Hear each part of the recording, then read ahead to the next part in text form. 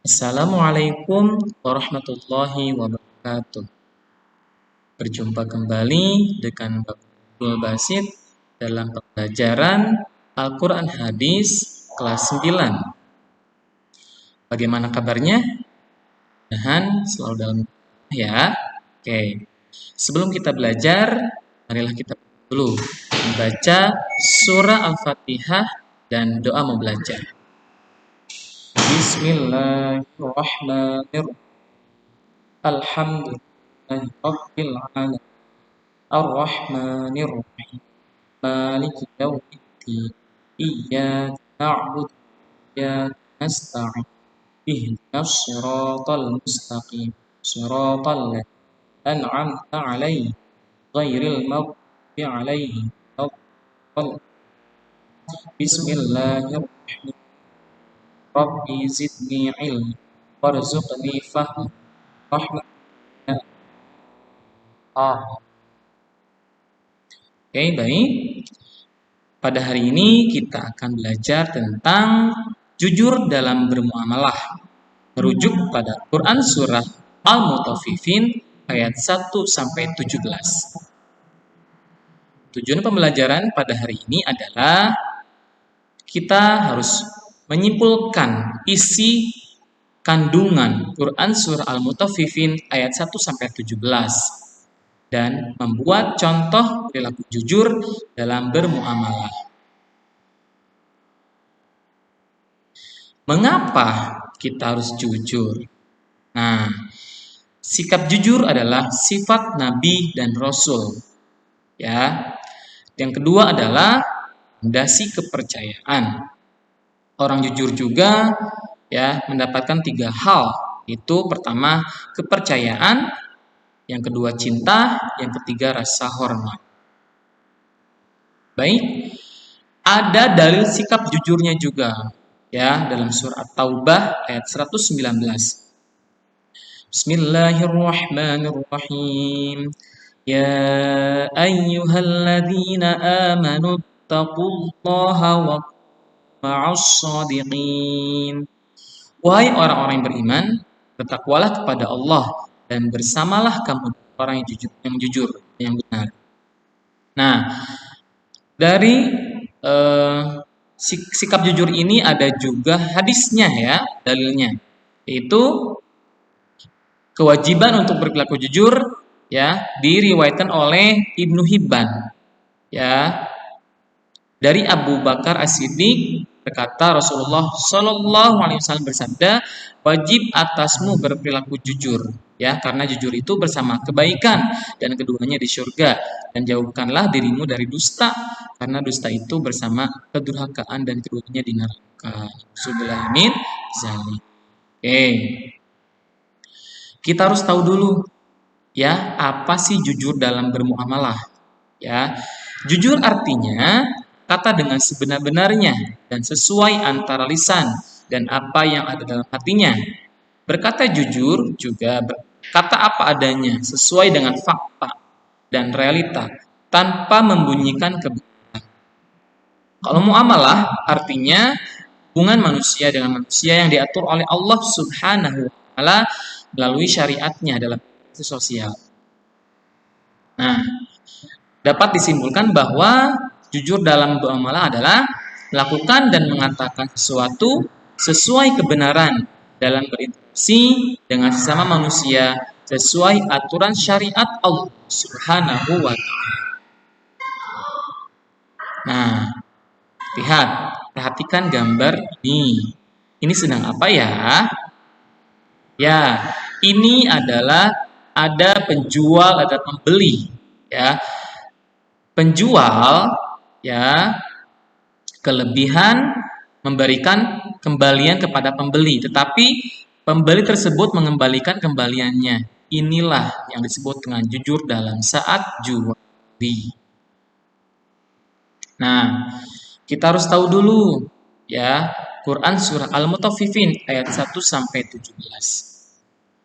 Bismillahirrahmanirrahim. Wailul lil mutaffifin.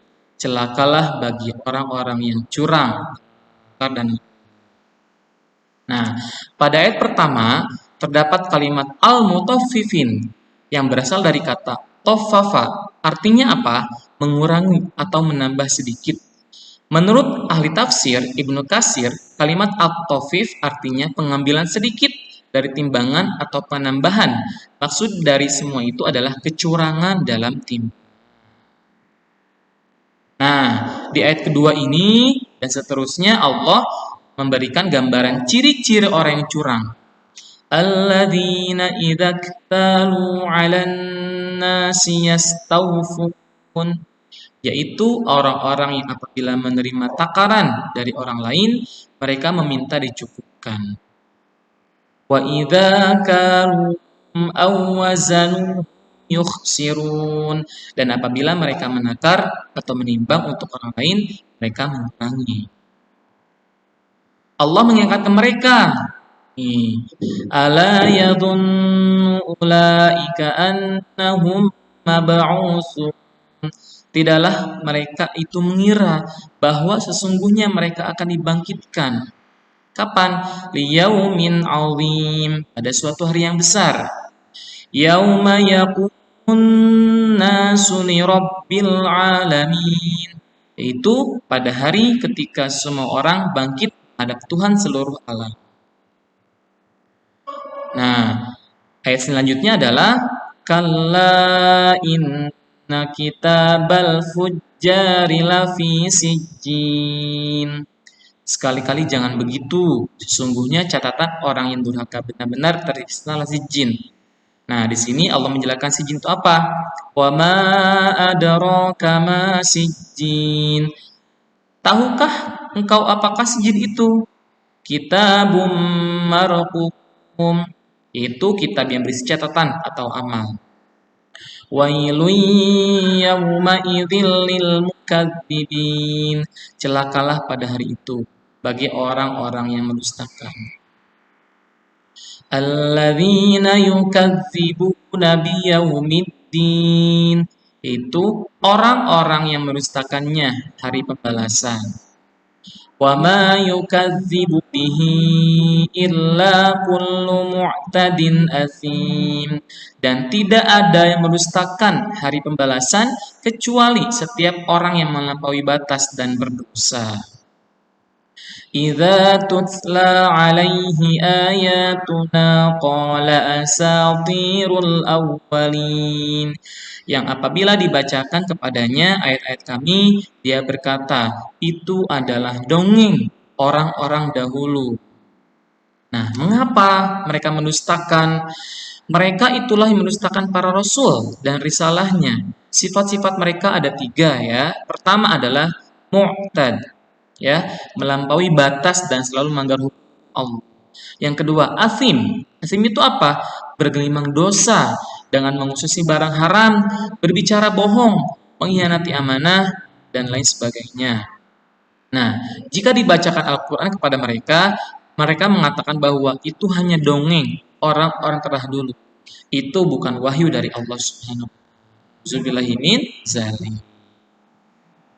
Kalla bal rana ala qulubihim ma kanu yaksibun. Sekali-kali tidak. Bahkan apa yang mereka kerjakan itu telah menutupi hati mereka. Kalla innahum ar-rabbihim yawma idzil lamahjubun. Sekali-kali tidak. Sesungguhnya mereka pada hari itu benar-benar terhalang dari melihat Tuhannya. Tsumma innahum lasalul jahim. Kemudian sesungguhnya mereka benar-benar masuk neraka.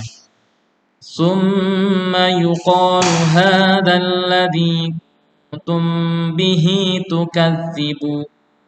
Kemudian dikatakan kepada mereka, inilah azab yang dahulu kamu dustakan.